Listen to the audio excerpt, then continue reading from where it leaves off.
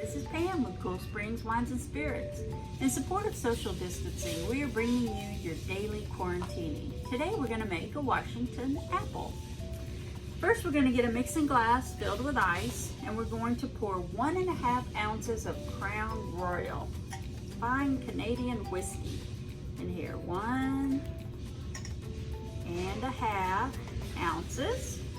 We're also going to use 1/2 ounce of some apple schnapps or sour apple or pucker here.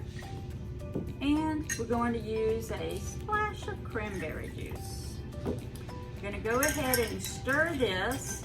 In the meantime, we're going to get a glass and fill it with ice because we're going to strain this into the glass.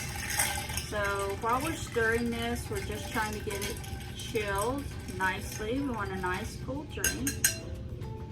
Then we're going to take our hawthorn strainer, strain it over into our glass perfectly, and top it with a cherry and a little swizzle straw. And here you have your Washington apple. Cheers!